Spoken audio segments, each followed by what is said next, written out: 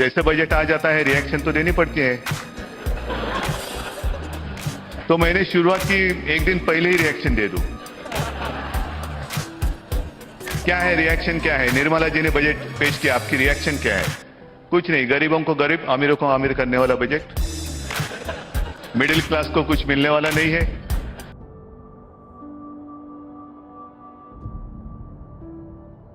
महाराष्ट्रातील ऑलमोस्ट 80% माणसांना हे माहितीच नाही बजेट काय असतं. आपण फक्त बातम्यांवरती, न्यूज मीडियावरती हे पाहतो की ह्या गोष्टी महाग झाल्या आणि ह्या गोष्टी स्वस्त झाल्या. ॲक्च्युअल बजेटचा आपल्या सर्वसामान्यांच्या लाईफवरती काय इम्पॅक्ट होतो आणि बजेट ॲक्च्युअली आपल्यासाठी किती इम्पॉर्टंट आहे हे आपल्या महाराष्ट्रातील ऑलमोस्ट 80% जणांना माहितीच नाही. फक्त काही गोष्टी महाग होतात आहेत, काही गोष्टी स्वस्त होत आहेत. ह्यापेक्षा ह्या बजेटमुळे आपल्या सर्वसामान्यांच्या घरी येणाऱ्या बिस्किट पुड्यामध्ये 5 बिस्किट येणार का 6 बिस्किट येणार, आपल्याला भेटणार राशन महाग होणार का स्वस्त होणार, पेट्रोलच्या प्राइस वाढणार आहेत का कमी होणार आहेत, इन्शुरन्समध्ये आपल्याला इंटरेस्ट द्यावा लागणार आहे का, आपल्यावरती आपण जे लोन घेणार आहे त्या लोनचा इंटरेस्ट वाढणार आहे का कमी होणार आहे. इवन इनफॅक्ट आपण आपल्या मुलांना किंवा तुम्ही तुमच्या मुलांना चांगल्या शाळेमध्ये घालू शकणार आहेत का गव्हर्नमेंट शाळेमध्ये घालावं लागेल. गव्हर्नमेंट शाळांमध्ये घातलं तर गव्हर्नमेंटच्या कोणत्या स्कीम भेटणार आहेत आपल्याला, ज्या गव्हर्नमेंटकडून शालेय शिक्षणासाठी स्कीम येतात, त्या स्कॉलरशिप येतात, त्या स्कॉलरशिपसाठी किती बजेट अलोकेट झालेलं आहे, ही प्रत्येक गोष्ट आपल्याला ह्या बजेटमुळे समजत असते.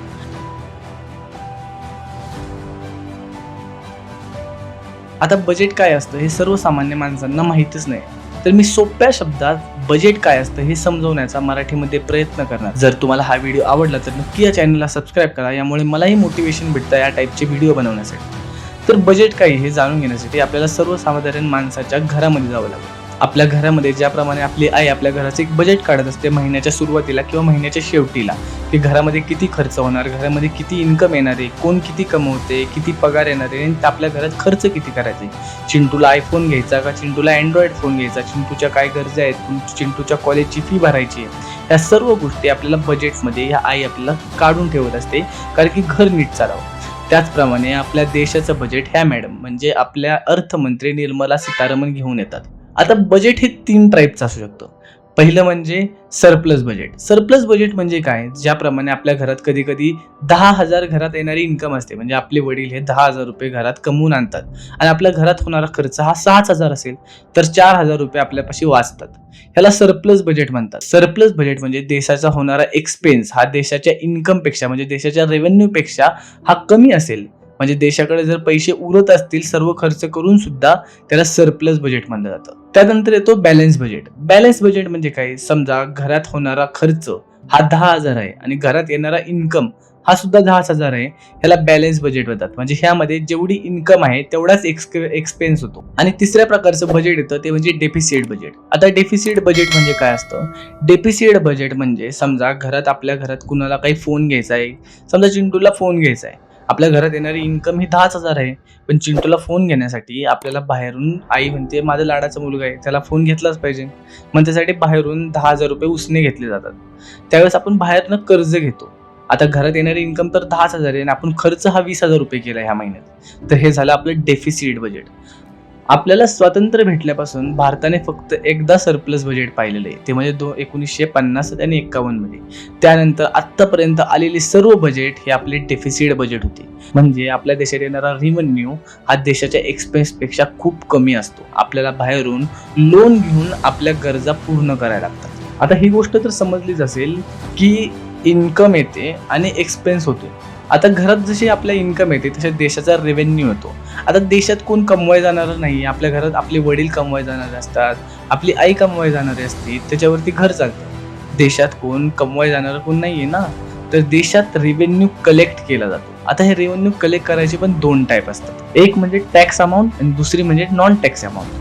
आता टॅक्स अमाऊंट मध्ये काय येतं, आपण जो GST भरतो, म्हणजे तुम्ही 1 रुपयाचं चॉकलेट जरी घेतलं तरी त्याच्यावरती GST बसतो. तुम्ही कोणतीही गोष्ट खरेदी केली त्याच्यावरती GST बसतो. आता हा GST काही उपकरणावरती 18%, काही उपकरणावरती 22% असतो. ह्या पर्सेंटेज वाईज त्या प्रोडक्टच्या प्राइसनुसार समजा 18% असेल, 1 रुपयावरती 18%, समजा चॉकलेटवर 18% GST लागतो, तर 1 रुपयाचं चॉकलेटमधले 18 पैसे हे गव्हर्नमेंटला जातात. म्हणजे इनडायरेक्टली तुम्ही कोणतीही गोष्टी खरेदी करा, तुम्ही गव्हर्नमेंटला पे करताय, त्यासाठी गव्हर्नमेंटला टॅक्स देते त्यासाठी. आता किती टाईपचे टॅक्स येतात, तर टॅक्समध्ये सगळ्यात महत्त्वाचं म्हणजे इन्कम टॅक्स. ज्या व्यक्तीची इन्कम ही 3 लाखापेक्षा जास्त आहे, इथे मी चार्ट दाखवला आहे, त्या चार्टप्रमाणे त्याला इन्कम टॅक्स भरावा लागतो. म्हणजे तुमच्या इन्कमवरती ह्या एवढ्या पर्सेंटचा टॅक्स लागतो. तो आपण डायरेक्टली गव्हर्नमेंटला पे करतो इन्कम टॅक्स द्वारे. सेकंड नंबर म्हणजे जीएसटी. जीएसटी म्हणजे आता तुम्हाला मी ज्याप्रमाणे सांगितलं, 1 रुपयाचं चॉकलेट जरी घेतलं तरी त्यावरती तुम्हाला 18 पैसे टॅक्स भरावं लागतं. XYZ काय अमाऊंट असेल, काय पर्सेंटेज लागतं त्यानुसार, जे चॉकलेटवर लागत असेल आत्ताच्या सध्याच्या परिस्थितीला त्यानुसार हे टॅक्सेसचे अमाऊंट कमी जास्त होत असतात गव्हर्नमेंटच्या येणाऱ्या पॉलिसीजनुसार. आणि थर्ड नंबर म्हणजे कस्टम ड्युटी.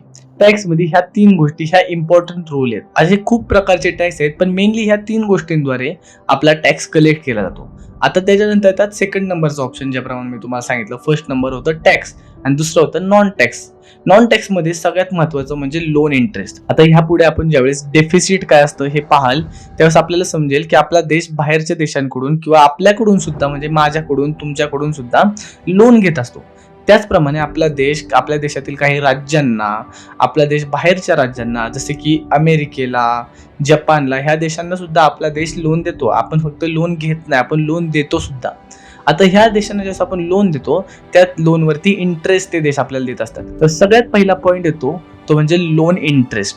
आता राज्यांना दिलेला असो किंवा देशांना दिलेला असो लोन, ह्या लोनवरती जो इंटरेस्ट होतो तो पण देशाची कमाईच झाली ना. या येणाऱ्या वर्षात म्हणजे 2024-25 मध्ये ह्या इंटरेस्टमधून जे पैसे येतात ते आपले नॉन टॅक्स अमाऊंटमध्ये देशाला इन्कम होत असते, म्हणजे देशाचा रेव्हेन्यू जनरेट होत असतो. सेकंड नंबर म्हणजे तुम्ही लाईट बिल भरता, वॉटर बिल भरता, तुमचे रोड ट्रान्सपोर्टचे टॅक्सेस भरता, म्हणजे तुम्ही टोल नाक्यावरती ज्यावेळेस थांबता त्यावेळेस टोल नाक्यावर टोल देता, हे पण एक प्रकारचं टॅक्सच आहे ना. ह्या टॅक्सला सुद्धा नॉन टॅक्सच्या कॅटेगरीमध्ये टाकलं जातं. थर्ड वन म्हणजे फीज. वेगवेगळ्या फीज देता तुम्ही, जसं की एज्युकेशन घेत असेल तर काही प्रकारचे फीज दिल्या जातात. ह्या फीज सुद्धा देशाला रेव्हेन्यू जनरेट करून देतात. नॉन टॅक्सच्या कॅटेगरीमध्ये ह्या 3 गोष्टींचा इम्पॉर्टंट रोल आहे. आता तुम्हाला समजलं असेल, बहुतेक गोष्टी तुम्हाला क्लिअर झाल्या असतील की देश कमवतो कसं आणि देशामध्ये एक्सपेन्स काय आहे, देशाची रेव्हेन्यू काय आहे, रेव्हेन्यू, एक्सपेन्स, डेफिसिट बजेट काय असतं, बॅलन्स बजेट काय असतं, सरप्लस बजेट काय असतं. या 3 गोष्टी जर तुम्हाला समजल्या असतील तर इथून पुढचा व्हिडिओ तुम्हाला एकदम चांगल्या रीतीने समजेल.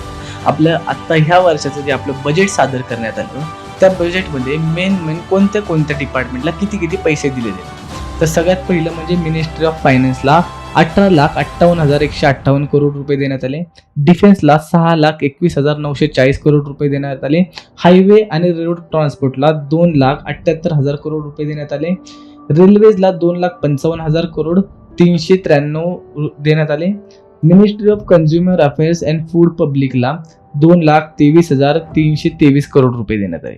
आता हे टोटल जे एक्सपेंडिचर करण्यात आलं ते आपलं झालं 48,20,512 करोड रुपये.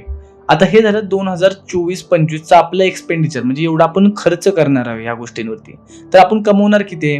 तर प्रत्येक वर्षी एक इस्टिमेट केला जातो, म्हणजे अंदाज लावला जातो की येणाऱ्या वर्षात आपण किती कमवणार आहोत ह्या टॅक्सेसद्वारे. ज्याप्रमाणे मी तुम्हाला सांगितलं की आपण एवढे सगळे टॅक्स भरतो, नॉन टॅक्स, टॅक्स अमाऊंट, त्या टॅक्स अमाऊंटद्वारे रेव्हेन्यू जनरेट करतो देशाचा.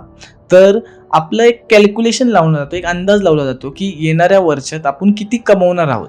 तर ह्याचा अंदाज हा लावण्यात आलेला आहे की आपण 31,29,200 करोड रुपये रेव्हेन्यू जनरेट करणार आहोत 2024-25 या वर्षामध्ये.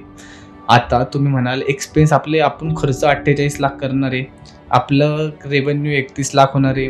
तर आपण मायनसमध्ये चाललेलं, म्हणजे आपण एवढं कमवतच नाही जेवढं आपण खर्च करतोय. तर इथं आपल्याला हे डेफिसिट बजेट आहे, त्यामुळे आपल्याला 16,13,312 करोड रुपये लोनच्या स्वरूपात किंवा कोणत्याही स्वरूपात आपल्याला घ्यावे लागणार आहेत. आता हे कुठून घेतले जातात? तर बॉन्ड इश्यू केले जातात. बॉन्ड म्हणजे कागद असतो, त्या कागदावरती गव्हर्नमेंट आपल्याकडून पैसे मागते भारतातील नागरिकांकडून किंवा बाहेरच्या देशांकडून, आणि त्याच्या बदल्यात ते 5, 10, 15 वर्ष जो काही पिरियड असेल त्या पिरियडमध्ये त्यांना इंटरेस्ट पे करतात. आता हे ह्या वर्षीचं बजेट झालं की एवढं आपण खर्च करणार आहे आणि एवढी आपली इन्कम येणार आहे. आता मेन इम्पॉर्टंट रोल येतो की जे आपल्यावरती टॅक्सेस लावले जाणार. आता मी तुम्हाला सांगितलं की जीएसटी, इन्कम टॅक्स, हे टॅक्सेस लावले जातात गव्हर्नमेंटकडून पैसे कमवण्यासाठी, म्हणजे रेव्हेन्यू जनरेट करण्यासाठी.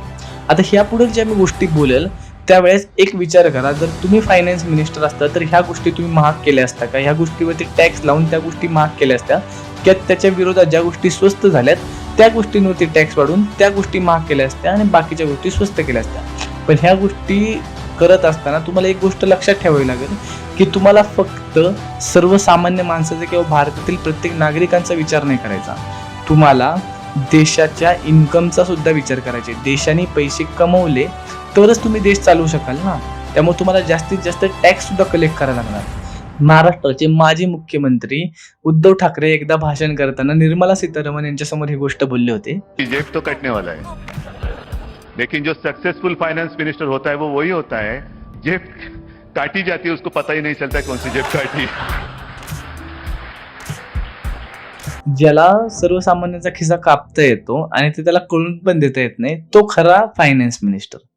हे उद्धव ठाकरेंचे बोल होते. तर पाहूया आता आपला खिसा कुठं कुठं कापला गेलेला आहे. तर सगळ्यात महत्वाची गोष्ट म्हणजे काय गोष्टी स्वस्त झालेल्या आहेत. फोन स्वस्त झालेले आहेत, फोनचे चार्जर स्वस्त झालेले आहेत, कॅन्सरच्या जे औषध होते ते सुद्धा स्वस्त झालेले आहेत. सोनं चांदीवरती कस्टम ड्युटी 6% कमी करण्यात आली. म्हणजे ह्याचा अर्थ की येणाऱ्या वर्षात सोनं चांदीचे दर हे कमी होऊ शकतात. आणि अशा कित्येक गोष्टी आहेत ज्या स्वस्त करण्यात आले, ज्याचा चार्ट मी ह्या साईडला लावलेला आहे, तुम्ही पाहू शकता, वाचू शकता. आता कोणकोणत्या गोष्टी महाग होणार आहेत तुम्हाला भली मोठी लिस्ट घेऊन बसावी लागेल. तर ह्या साईडला मी चार्ट लावलेलाच आहे, तुम्ही वाचून घ्या. पण मी मेन इम्पॉर्टंट गोष्टी तुम्हाला सांगतो. दही आणि दुग्धजन्य पदार्थ महाग होणार आहेत. बार्बर म्हणजे जे केस कापायला जातो आपण ज्यांच्या इथं, तिथं लागणारे इक्विपमेंट, तिथं लागणारे वस्तू सुद्धा महाग होणार आहेत. ऑलरेडी पावसाळ्यात त्यांच्याकडे कोण जात नाही. त्यात आता ह्या गोष्टी वगळता कोणकोणत्या सेक्टरमध्ये तुम्हाला फटका पडणार आहे. लॉंग टर्म कॅपिटलवरती फटका पडणार आहे, शॉर्ट टर्म कॅपिटलवरती सुद्धा फटका पडणार आहे. म्हणजे सरकारची आता सर्वसामान्य माणसाच्या सेव्हिंग्सवरती हे सोडता बिहार आणि आंध्र प्रदेशवरती खूपच जास्त लक्ष देण्यात आलेलं आहे. त्या बजेटमध्ये बिहारला 26,000 करोड अलोकेट करण्यात आले आहेत आणि आंध्र प्रदेशला 15,000 करोड अलोकेट करण्यात आले आहेत. आता बिहारमध्ये मागच्या 5 वर्षात जी रस्त्यांची अवस्था आहे, पैसे देऊन सुद्धा, बजेट अलोकेट करून सुद्धा, ज्या प्रकारे ब्रिज पडतात, ज्या प्रकारे रस्ते वाहून जातात, जर तुम्हाला वाटत असेल की हे 26,000 करोड हे चांगल्या रीतीने वापरले जाणार आहेत, तर आय डोंट नो ह्याचं काय होणार आहे. आणि 15,000 करोड जे की आंध्र प्रदेशला देण्यात येणार आहेत ते त्यांच्या अमरावती स्टेट कॅपिटलसाठी देण्यात येणार आहे. आता अमरावती स्टेट कॅपिटल काय आहे हा खूप मोठा इश्यू आहे. आंध्र प्रदेशला कॅपिटल नव्हतं म्हणून ते अमरावती कॅपिटल बनवणार होते, पण एका पॉलिटिशियनच्या इगोमुळं केवढा मोठा ब्लंडर होऊ शकतो ना. ॲक्च्युली अशा टाईपचे ब्लंडर महाराष्ट्रात सुद्धा झालेले आहेत. त्यामुळे ह्याच्यावरती आपण एक वेगळा व्हिडिओ बनवू. पण एवढं समजून घ्या की हे 15,000 करोड सुद्धा जर एकच गव्हर्नमेंट आंध्र प्रदेशमध्ये राहिली तर चांगल्या रीतीने वापरले जातील, नाहीतर ह्याचं सुद्धा काही खरं देत नाही. आता आपण दिलेल्या पैशाचं आंध्र प्रदेश आणि बिहारमध्ये कसा विकास होणार हे बघण्यासारखी गोष्ट आहे. कारण की मला तर ॲक्च्युली बघायची एवढं लक्ष आंध्र प्रदेश आणि बिहारवरती का दिलं जाते, ह्याचा काय पॉलिटिकल रेफरन्स सुद्धा निघतोय का BJPला आंध्र प्रदेशची आणि बिहारची गरज आहे सरकार टिकवण्यासाठी, म्हणून ह्यांच्याकडे जास्त लक्ष दिलं जाते का. आणि महत्त्वाचा मुद्दा म्हणजे महाराष्ट्राला काय भेटलं, तर महाराष्ट्राला ॲज ऑलवेज ठेंगाच भेटलेला आहे. आणि दुसरी गोष्ट म्हणजे मिडल क्लास माणसांना सुद्धा ठेंगा भेटलेला आहे. आपल्या अपेक्षा होती की पेट्रोल आणि डिझेलच्या प्राइसेस कमी होण्यासाठी त्याला GST मध्ये घेण्यात यावं, तसं काही झालेलं नाहीये. ना पेट्रोलच्या प्राइसेस कमी झालेले आहेत, ना डिझेलच्या प्राइसेस कमी झालेल्या आहेत. खायचे पदार्थ होते, दही, ह्यांच्यावरती टॅक्सेस वाढवलेले गेलेले आहेत. सिस पेन्सिलवरती टॅक्सेस वाढवले गेलेले आहेत. बार्बरवरती टॅक्सेस वाढवले गेले आहेत. अशा खूप साऱ्या गोष्टी आहेत ज्यांच्यावर टॅक्सेस वाढवले गेले आहेत. आणि मला नाही वाटत की सोन्या चांदीचे दर हे एवढे कमी होतील 6% डिडक्शन केल्यामुळे किंवा फोनचं चार्जर स्वस्त केल्यामुळे, फोन स्वस्त केल्यामुळे सर्वसामान्य नागरिकाच्या पोटाची सोय होणार आहे. तुम्हाला काय वाटतं या बजेटवरती? आणि जर मी चांगल्या रीतीने तुम्हाला बजेट एक्सप्लेन करू शकलोय तर प्लीज ह्या चॅनलला सबस्क्राईब करा, कारण की अशा टाईपचे व्हिडिओ बनवण्यासाठी मला त्यामुळेच मोटिवेशन भेटतं. धन्यवाद. राधे राधे.